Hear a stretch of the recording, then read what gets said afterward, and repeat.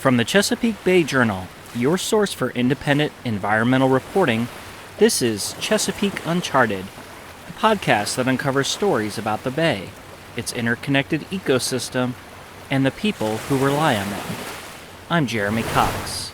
On today's episode, I think there's a lot of different factors for the motivation in having someone like me come out and take pictures. It's preserving the history and preserving the culture. I mean, I've taken pictures of people whose families asked me to go out with them and shoot pictures because they know that their grandfather is the last in that family who's going to be working on the water.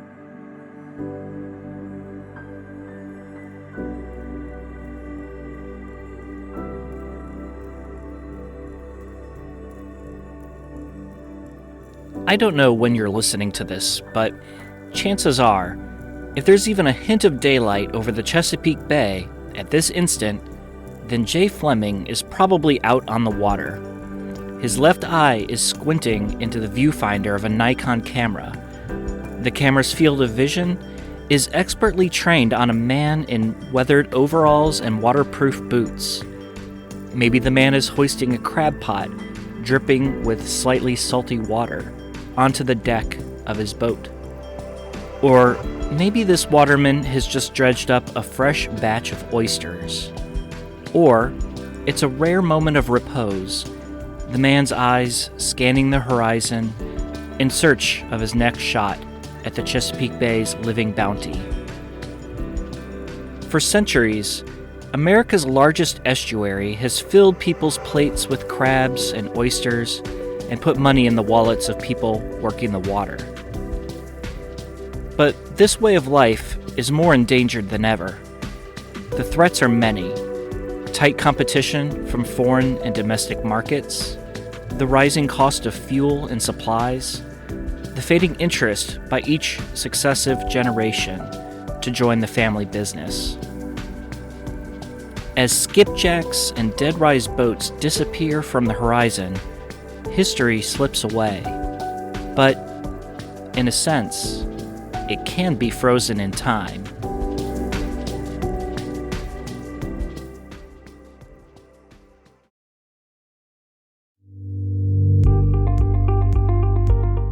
Welcome to Season 3 of Chesapeake Uncharted. This time, our team here at the Bay Journal is interested in hearing from a younger generation of Bay leaders, the people who weren't born when the Chesapeake Bay cleanup formally began 40 years ago. With the Bay restoration effort facing its current set of cleanup goals in 2025, this felt like a good time to go searching for some inspiration. Each episode spotlights one of these wave makers. Today, our guest is Jay Fleming. Fleming has dedicated his life to visually documenting the Chesapeake Bay's seafood industry. He has compiled these photographs into a pair of books. There was 2016's Working the Water, which depicted all facets of life connected to seafood's labors. The second was 2021's Island Life, which brought together 10 years of images from his trips to Tangier Island and Smith Island, the Bay's only two inhabited offshore islands. Fleming's work also has been seen on display at countless gallery exhibits across the region and gracing the walls of prominent places of business. Talking about photography may be a bit like dancing about architecture, but I think you'll find our conversation worth a listen, starting shortly after this quick break.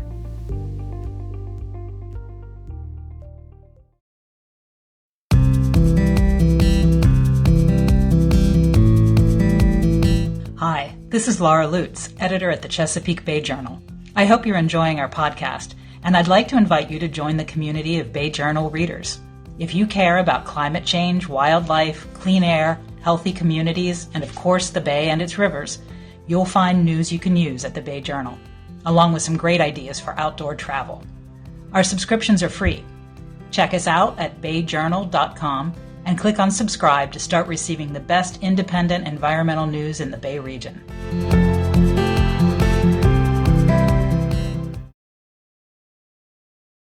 Hello again. On today's episode of Chesapeake Uncharted, we're listening to my interview with Jay Fleming. It would be tempting to call Jay's career path a foregone conclusion. His mother is a high-placed official with the Maryland Department of Natural Resources, and his father is a former National Geographic staff photographer. But Fleming took a somewhat circuitous route toward becoming one of the top nature photographers in the Bay region. He graduated from St. Mary's College in Maryland with a degree in economics. He worked briefly at his mother's agency, the Maryland DNR, before setting off out west for Yellowstone National Park. There he worked with the National Park Service on helping eradicate invasive lake trout. Back in Maryland after that stint, Fleming worked for Maryland's seafood marketing program in the early 2010s. Eventually, his own photography projects began taking center stage, and now, 36 years old, he still hasn't looked back. Fleming supplements his own photography work with freelance assignments for glossy publications such as Angler's Journal, Baltimore Magazine, and Delaware Beach Life.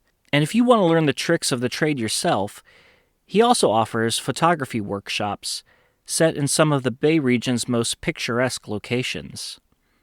He's expanded internationally in recent years, too. He had just recently returned from a 10-day trip to the Galapagos when we met at his office/workshop/gallery. Perched on Kent Island, just steps away from the Chesapeake Bay, Fleming's space is festooned with framed photographs he has taken and mementos from his adventures. This includes one of the finest collections of Chesapeake Bay oyster cans you will ever see. We talked about how this body of water turned into his body of work, and I was interested to get his perspective on what he thinks would help improve the health of the Bay's ecosystem. So off we go. Well, Jay Fleming, how are you doing? Excellent, thank you. Thanks for coming on today. Where are we here? So we are sitting at my studio, which is on the top floor of a warehouse on Kent Island, right near Chesapeake State Park. So this is a space where I produce my prints, have events, and it's kind of like a gallery with all my work on the walls. This is the eastern shore of Maryland, so you have the requisite decoys as well, some Canada geese. Yeah, I have a lot of old decoys. My dad was a big decoy collector back in the 70s when people were like using them for firewood. So he collected decoys at a time where decoys weren't really seen as like valuable antiques. I mean, a lot of these decoys are old, like working decoys. So they're actually functional decoys that people would use to lure in ducks and geese. There's a lot of stuff here that's like that I've just collected over the years. And like oyster cans. I've got a whole shelf of oyster cans you can see behind you. There's a story behind them there, right? That we used to have so many oyster processing houses around here. A lot of these names no longer exist. Yeah. I think out of all... bittersweet to look at. Exactly. I think out of all the oyster cans that I have, which is probably hundreds, I think only 2 of the actual cans are from places that are still in business. Wow. So, yeah, I mean, we have the seafood industry that we have here today on the Chesapeake Bay is a small fraction of what it was at one point in time. And that's, the oyster cans are reflective of that. Well, so in terms of photographers associated with the Chesapeake Bay, obviously here at the Chesapeake Bay Journal, I got to give props to Dave Harp. And then I'd say you're right there. How did you end up pursuing this very regional, very specific art of choice? Well, I grew up in a photography family. My dad was a photographer. He basically shot for about 50 years. He worked for National Geographic. He worked freelance. He's published books. So I grew up in that environment. Kevin Fleming. Kevin Fleming, correct. So Kevin, my dad, was over in Delaware, and we would always go out shooting together on a regular basis. Like, it was just something I would tag along with him on. And I had his old hand-me-down gear. I had an old Nikon film camera and, slide film that he would have, and he would get processed for me. But we got together, and it got to a point where we got really competitive when I was like 15 years old.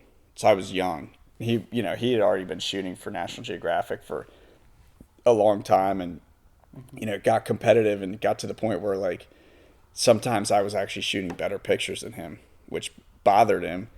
But, we still enjoyed it. And then it got to a point when after I graduated college, that I wanted to kind of branch out and do my own thing. Mm-hmm. So he's in Delaware. I was born and raised in Annapolis, so I would always go there for the summers. And at a certain point, I realized I needed to find my own territory. And, I had grown up on the bay, fishing and crabbing, kayaking, all that. And I never really focused on the bay and the issues surrounding the bay with my photography until I came back. Mm-hmm. And that's when I kind of took a deep dive into what was going on in the bay. Well, I've had it in a different life. I had the opportunity to interview your dad. I think he was opening a new gallery or something. And I mean, he has a harrowing story about surviving being right next to the Egyptian president? Anwar Sadat. Yeah. So you almost wouldn't have been here, maybe. I don't know if you were born then or after. That was in 1981 when he was on assignment for National Geographic. And he was basically shadowing Anwar Sadat, who was the Egyptian president. And this was at a time when Jimmy Carter was trying to make peace in the Middle East. And apparently people weren't into that. And while he was shadowing Anwar Sadat, there was a group of assassins that essentially murdered him during a speech, and 5 other people that were there with my dad. And my dad, he claims to have grenade shrapnel somewhere in his leg or something. I don't know, but he's got all kinds of wild stories. Mm-hmm. But he survived, and he got the only pictures from that day, and that set his career off as a photographer because he was in the wrong place at the right time. Well, now that we've talked about the risk, the other side is you're obviously in love with the Chesapeake Bay. Where do you think that comes from? I think just growing up in Annapolis and just growing up crabbing and fishing and kayaking and spending time on the water, mm-hmm. and being naturally curious about what's happening in the bay. My mom works for Maryland DNR. She used to work in fisheries. Now she works in waterway improvement. But when my brother and I were young, she would get us involved with all kinds of volunteer opportunities. I mean, we would go out and we'd go out on striped bass, spawning surveys in the Upper Bay when DNR was gill netting up there. And what age are we talking about here? We were 13, 14. Okay. So we were right there with the biologists, working and helping. And doing what? Cutting open fish. We were, helping tag fish, doing all kinds of stuff. I mean, literally getting your hands dirty. Yeah, and we loved it. You seem to have taken that to heart. You went to work for the state afterward, DNR? I worked for the state of Maryland, DNR, right here out of Chesapeake, which is less than a mile from where we're sitting today. Chesapeake State Park? Yep, Chesapeake State Park, doing shad and sturgeon restoration. And then I worked for the National Park Service in Yellowstone in their fisheries program, doing non-native species eradication with lake trout. And then I went to work for the Maryland Seafood Marketing Program. Mm-hmm. And that is really the job that showed me the value that photography could have for other businesses, and also showed me the value of photography as a storytelling tool. So your photography training is the School of Hard Knocks, being at your father's elbow. Did you ever take any formal classes or training in photography? Nope. I took AP studio art in high school, and I did photography of that, of course. Mm-hmm. But other than that, no formal training, just learning on your own and learning by mistake. Let's be clear here. You don't just make your money by taking a picture, selling the picture. You have many different streams. So can you kind of give us an overview of how this all works? Yeah, I mean, I think the key with any business is diversity in terms of streams of revenue. So I've started doing, I do prints, obviously, my work, my fine art prints that I produce here in my studio. I've got 2 books that I produced and published. Yep. So working on the water and working the water Island Life. Okay. So both very Chesapeake Bay focused books. Okay. So I've got the 2 books that Working the Water was published in 2016. Island Life was 2021, and those books continue to sell today. And then you work to train people as well, leading workshops. Correct. So another part of my business, which has turned into a pretty significant part of my business, is the photography workshops. So I basically started these in 2015, Kind of by accident, really. A woman from DC who's part of a camera club over there, she called me and asked if I did workshops. And I basically was like, what's a workshop? Now I do, I guess. Yeah. So I'm kind of like a photography guide and a coach in a way. And how big is the group that you would take out? the first group that I took out was 2 people. Okay. And I think I charged them, I don't even want to say, because it was like nothing. I was just happy to do it. Like, I was just eager to do it. And took them out to Smith Island, which was a perfect place because there's all the watermen that work out there, the culture that people can photograph, the landscapes, the pelicans, the egrets, the herons. There's a lot of different things to photograph on Smith Island. So Smith Island was the most logical place for me to take somebody. These 2 women had a great time, and the next year I took like 3 groups out. And then it kept growing and growing, and then I had a boat built for the workshops, like a 22-foot center console that could navigate the shallow waters around Smith Island, but also could carry up to 6 people, which is what my captain's license allows me to carry. I think the main reason I wanted to talk to you was, as someone who also tries to document life on the Chesapeake Bay, I don't know of anyone who has been as successful as you in working your way into the waterman culture. And I'm wondering, how did that kind of go about, and how were you able to kind of win that trust? Well, I've always been a big proponent of local seafood, promoting local seafood and promoting Maryland seafood, and then just Chesapeake Bay seafood and domestic seafood in general has been a way for me to get in with the seafood industry. What I do is an incredibly valuable marketing tool for the seafood industry. You know, I'm just doing it on my own. Like, it's stuff that I want to do anyway, but it's building value for what the watermen and the fishermen up and down the East Coast are doing. It's like, you know, it's bridging the gap between the seafood harvesters, the seafood processors, and then the consumer. So it's educating people as to where the product's coming from, the process by which, you know, it's being brought to shore, and also the people who are involved with it. So, like, you call up a waterman, like, hey, can I hop on your boat with you at 5 a.m., that kind of thing? I mean, pretty much, yeah.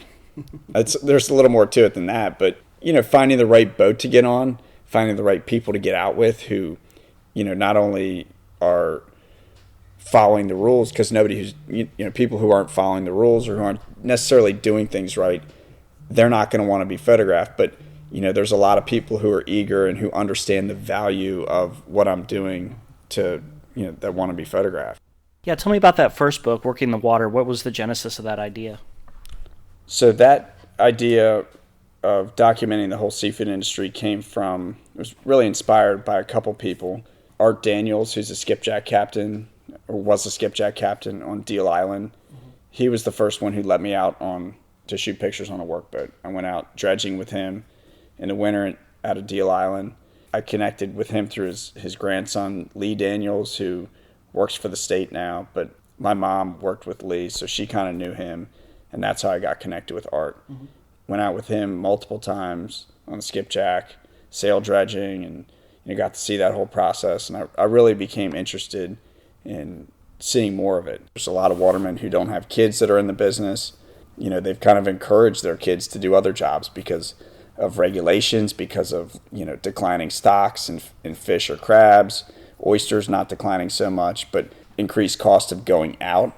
Like, it's more and more expensive for people to go out, and the seafood prices, for whatever reason, like in the past 3 years, have gone down when costs have gone up. So the economics of the whole industry for the watermen, you know, people see the writing on the wall. It's just like, it's not sustainable from a business standpoint to go out when, you know, your product prices fluctuate so much, but your cost and operating increase.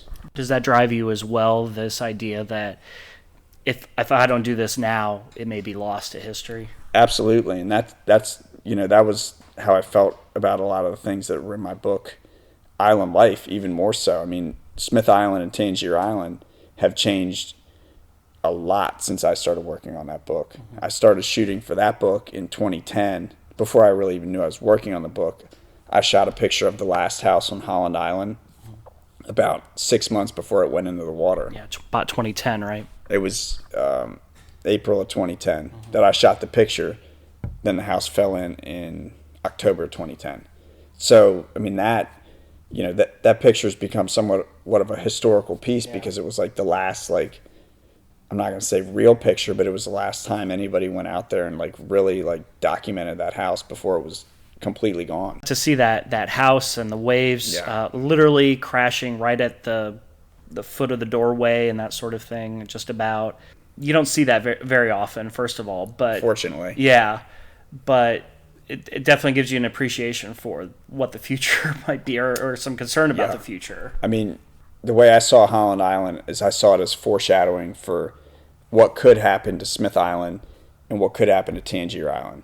Mm-hmm.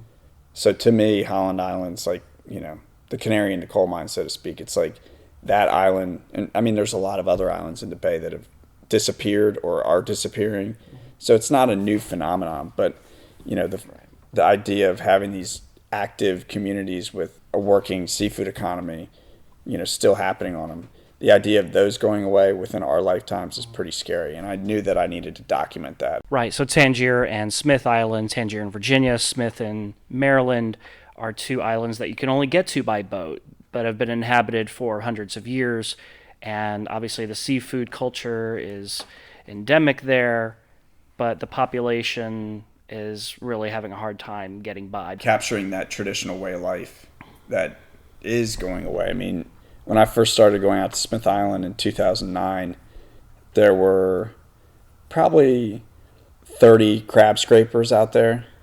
Now there's about 5 crab scrapers working. So that's a significant decline. But if you go back even further into the 70s, when Smith Island was like having its heyday, there were probably 150 to 200 crab scrapers working. And crab potters and peeler pounds, all kinds of stuff. Like there was just a lot more going on. There were a lot more people out there. The seafood industry was lucrative. People were making money. But now it's a harder place for people to work and to be watermen. And there's still crabs to catch. There's still money to be made in seafood. But Smith Island and Tangier are particularly challenging places because you've got all the product in the world right there, all the seafood that you could catch, but you don't have the market. Like it's not like the guys up here in Annapolis who are crabbing here. They can go to the restaurants. They can go to Cantler's. They can go to the Point Crab House. They can go to all these crab houses and sell direct. Sell direct, right. What do you think the future, I mean, based on, you've been going out there for a decade, 2 decades now, what do you see happening with Tangier and Smith, if I can lump them together? Well, Tangier is a little bit different than Smith Island just in terms of the landscape. Tangier has very little like marsh that's basically acting as a buffer to protect the community on the island. So Tangier is really in pretty immediate danger from erosion, from like a catastrophic hurricane wiping the whole place out. I mean, Tangier is in trouble. Like certain parts, there's really only one jetty on the island that's protecting the western side. But near the airport. Near the airport, exactly. That was built in like 70s. And that's a mile-long jetty that's pretty much stopped the erosion of that western portion of the island. If you look at like the northern end of Tangier, it's eroding at like 15 feet a year in some spots. I mean, it's washing away quick. Like if you look at a map of Tangier, it's a little teeny speck of land in the middle of the bay. Like it's open water all the way to Reedville, Pocomoke Sound to Crisfield. It's a lot of territory. People on the islands would agree too that like they're one storm away from getting like wiped out. It could wipe out all the crab shanties, could wipe out people's workboats, and I think once you have an event like that, then people are going to realize like, hey, we don't want to move, we don't want to leave our island, but we're going to have to. I'm not expecting you to be the spokesman for the entire waterman culture, but what do you think, is there anything we, society, can do to, well, frankly, to help the situation out there? Buy local seafood. Yeah. And ask where your seafood's coming from. If you go out to eat and get a crab cake in this region, I would say there's a fair chance that it's not local crab meat. Even if you're getting a quote-unquote Maryland-style crab meat or a Maryland or crab cake or a Maryland crab cake, always ask where the crab meat's coming from. I mean, I think as an individual, that's what you can do to support the seafood industry, is buy local seafood. Yeah. And just, like oysters, for instance, this year, there was very little demand for oysters during the 2023-2024 season. How's the progress with the cleanup seem to be going to you, just visually? I mean, we have good years and bad years. Yeah. Recently, it's been kind of, since like 20 up to 2018, between like 2015 and 2018, we had really beautiful water clarity, water quality, a lot of grass. But after 2018, we had like torrential rains in the summer of 2018 and just sent a ton of crap coming down the Susquehanna River. That seemed to be a little bit of a turning point within my lifetime. Yeah. But certain areas of the bay seem to be doing pretty well. Yeah, I was up on a boat in the Susquehanna Flats, and it was chocolate milk up there. Yeah. 2018's fall, big logs in the water and everything. You think that's still reverberating then? Yeah, I mean, I think... Or it did for a while. I think it did for a while. I think we've got a lot of issues now with stuff like blue catfish.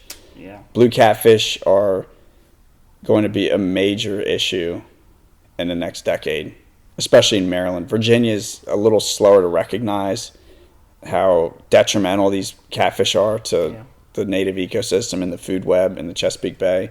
But I can personally tell you that I've seen catfish with crabs in them, clams in them. I mean, they're just devouring all these different native species, and we've seen a lot of declines in like striped bass young of the year recruitment. So that young of the year survey that Maryland does every year, like in the spawning rivers, we've seen that drop consistently. And it's the same spots where these blue catfish hang out, is where DNR does their surveys. We're coming up on a very big year, 2025, where the current Bay Agreement expires, and we either continue doing what we're doing or find a new way forward with how they pursue restoring the bay and the tributaries and all that. Do you have any advice? I think a lot of emphasis needs to be put on these blue catfish. I think we spend a lot of effort and money on these projects that really have no tangible deliverable, so to speak. Like, there's nothing that can say, oh, look what we've done. Like, it's all like fluff in a sense. But if you had some sort of suppression program, like what I did in Yellowstone with the lake trout, where you could go and say, look, we killed 2 million blue catfish. And you could kind of extrapolate and say, well, that's 2 million blue catfish. We may have saved 20 million crabs and however many amount of rockfish or something like that. But it's like these blue catfish, and I've got pictures that I can share with you for the online portion of this. I've got pictures of stomach contents of blue catfish that are kind of disturbing as to what they're eating. It's like, I mean, they're eating all kinds of stuff. And you could ask somebody like Noah Bresnahan, who does research in the Nanticoke River. He'll tell you found a whole duck. They'll eat ducks, they'll eat muskrats, they'll eat turtles, they'll eat anything that they can get their mouth around, which isn't much limitation because they grow to like 100 pounds. Question like picking your favorite child. I love it when I get to go out in the field, and it sounds like you get to do a lot more of it. Have you had one of those moments where you're just like, I got into the right business here?